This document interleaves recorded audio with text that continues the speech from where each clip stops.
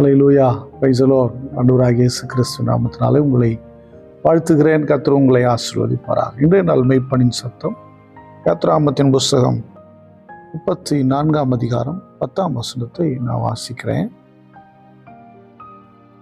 அதற்கு அவர், இதோ நான் ஒரு உடன்படிக்கை பண்ணுகிறேன். பூமி எங்கும் எந்த ஜாதிகளிடத்திலும் செய்யப்படாத அதிசயங்களை உன் ஜனங்கள் எல்லாருக்கும் முன்பாக செய்வேன். உன்னோடு கூட இருக்கிற ஜனங்கள் எல்லாரும் கர்த்தருடைய செய்கைகளை காண்பார்கள். உன்னோடு கூட இருந்து நான் செய்யும் காரியம் பயங்கரமாயிருக்கும். அல்லேலூயா. ஆண்டவராகிய தேவன் மோசேக்கு கொடுக்கிற ஒரு வாக்கு தத்தம். மோசே கர்த்தருடைய சமூகத்தில் இந்த மக்களுக்காக பல முறை பரிந்து பேசுகிறார். அப்படி பரிந்து பேசுகிற ஒரு இடம்தான் இந்த இடம். 9ஆம் வசனம் பார்த்தீங்கன்னா, உம்முடைய கண்களில் எனக்கு கிருபை கிடைத்ததானால் அப்படின்னு சொல்லி மிக அழுத்தமாக மக்களுடைய பாவங்களுக்காக அக்கிரமங்களுக்காக ஜெபம் பண்றாரு. அப்பொழுது அவர் சொல்றார், இதை நான் அவங்க கூட ஒரு உடன்படிக்கை பண்றேன். ஒரு தேவனுடைய மனுஷன் கர்த்தருடைய சமூகத்தில் போராடி மக்களுக்காக நிற்கும்போது கர்த்தர் வாக்கு தத்தங்களை கொடுக்கிறார், உடன்படிக்கை பண்ணுகிறார். மோசேயோடு கூட ஒரு உடன்படிக்கை பண்ணுகிறார். அந்த உடன்படிக்கை என்னன்னா, பூமி எங்கும் எந்த ஜாதிகளிடத்திலும் செய்யப்படாத அதிசயங்களை உன் ஜனங்கள் எல்லாருக்கும் முன்பாக செய்வேன் சொல்றாரு. எந்த மக்களுக்கும் நான் இப்படிப்பட்ட ஒரு அற்புதத்தை செய்யல, எந்த ஜாதிகளுக்கும் நான் செய்தது கிடையாது. அப்பேற்பட்ட அதிசயங்களை உன்னுடைய மக்களுக்கு முன்பாக நான் செய்வேன். அல்லேலூயா.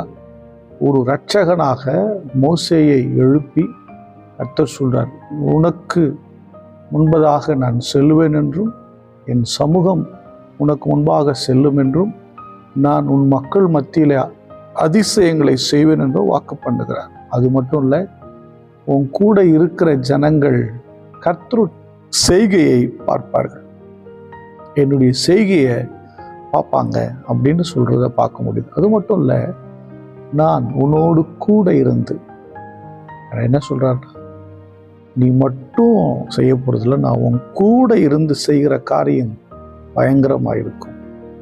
சாதாரணமானதல்ல, மிக பயங்கரமாய் நான் செய்வேன் என்று வாக்கு பண்ணுகிறார். எனக்கு அன்பானவர்களே, இன்னைக்கு சில பேர் இந்த கேலி பேசுறவங்க இருக்கிறாங்க. வாக்கு தத்தங்களை குறித்து மாதம் ஒரு வாக்கு தத்தம், தினம் ஒரு வாக்கு தத்தம், வருஷத்திற்கு ஒரு வாக்கு தத்தம். ஒருவேளை அவர்களுடைய எண்ணங்கள் எப்படி வேணா இருக்கலாம். சிலருக்கு வாக்கு தத்தங்கள் மிக முக்கியமானது. வாக்கு தத்தங்களை எடுத்து தியானிப்பது மிக நல்லது. ஏன் வாக்கு தத்தங்களை எடுத்து தியானிக்கிறாங்க? தேவன் கொடுத்த ஆசீர்வாதமான வார்த்தை, நடத்துகிற வார்த்தை, பலப்படுத்துகிற வார்த்தை, உற்சாகப்படுத்துகிற வார்த்தை, அர்ப்பணிக்கிற வார்த்தை, இவைகள் எடுத்து தினந்தோறும் தியானிக்கிறவங்க இருக்கிறாங்க. மாதந்தோறும் தியானிக்கலாம், வருஷந்தோறும் தியானிக்கலாம். இது எப்படின்னா, இது குறி சொல்கிற விஷயம் கிடையாது. அவைகளை எடுத்துக்கொள்ளுகிற நபர்களை பொறுத்து இதை எப்படி சொல்கிறது, இது ஒரு வியாபாரம் அல்ல.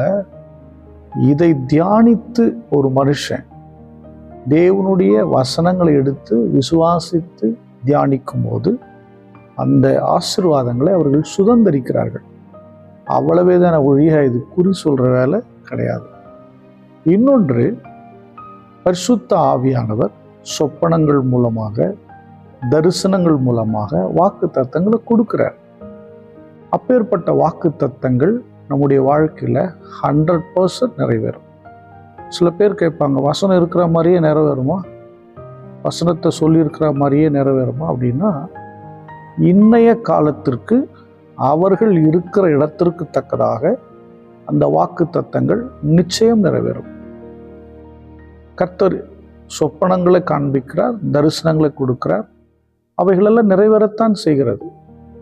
நீங்கள் சங்கீதத்தில் பார்த்தீங்கன்னா, எனக்கு கொடுத்த வசனத்தை நீர் நினைத்தருளும் அப்படின்னு சொல்கிறார். என் நம்பிக்கை நீங்கள் உணர்வூட்ட செய்யுங்கன்னு சொல்லி சங்கீதம் 119 நீங்கள் பார்த்தீங்கன்னா, அதுக்கு நிச்சயமாக பேசி தான் ஆகணும்னு நினைக்கிறேன். சங்கீதம் 119, நீர் நம்ப பண்ணின வசனத்தை நினைத்தருளும் அப்படின்னு சொல்றத பக்தன் சொல்லுகிறத பார்க்க முடிகிறது.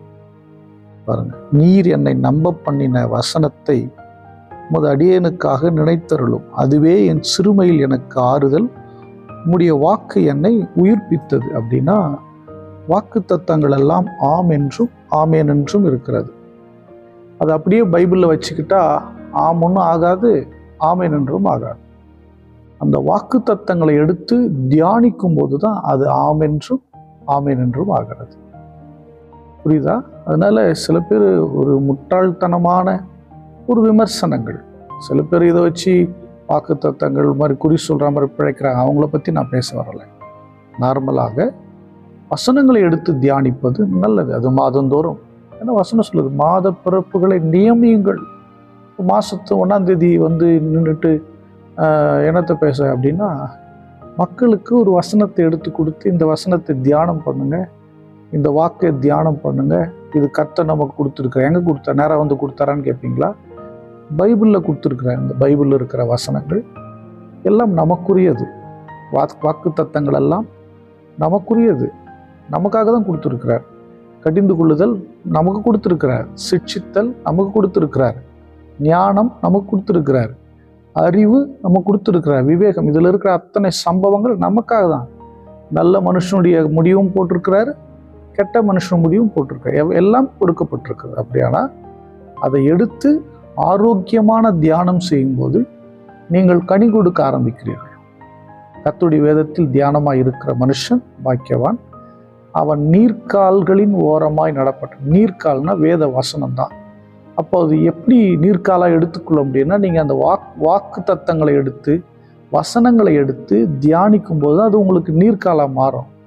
அது இப்படி சொல்கிறாங்க, அப்படி சொல்கிறாங்க, அப்படிலாம் சொல்லிட்டே இருந்தேன்னா காலம் முழுக்க நீங்கள் உருப்பிட முடியாது, தேரவும் முடியாது.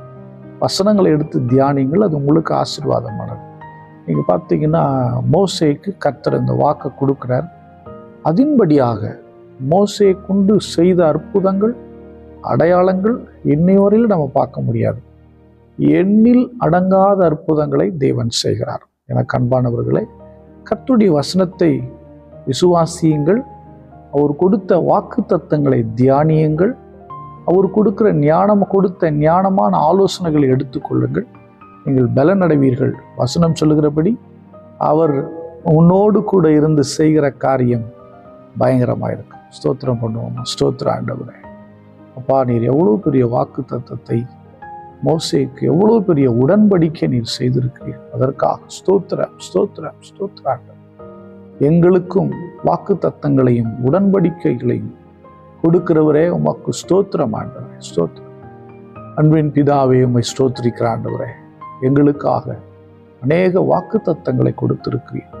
வாக்கு தத்தங்களுக்கு எங்களை உரிமை உள்ளவர்களாக எங்களை மாற்றி இருக்கிறீர். அதற்காக ஸ்தோத்திரம் பண்ணுகிறோம் ஆண்டவரே. நாங்கள் வேதத்தை வாசிக்கும் போது, தியானிக்கும் போது அவைகள் எங்கள் வாழ்க்கையில் பலிக்கட்டும், எங்களை பலப்படுத்தட்டும், எங்களை உருவாக்கட்டும், அநேகருக்கு பிரயோஜனம் உள்ளவர்களாய் எங்களை மாற்றட்டும். பார்க்கிற உங்களுடைய பிள்ளைகளை ஆசீர்வதி, விசுவாசத்திலும் சத்தியத்திலும் தேவ அன்பிலும் தேரட்டும் என்று சொல்லுகிறேன். இயேசு கிறிஸ்துவின் நாமத்தினால் ஜெபிக்கிறேன் நல்ல பிதாவே. ஆமென். God bless you. Bye-bye.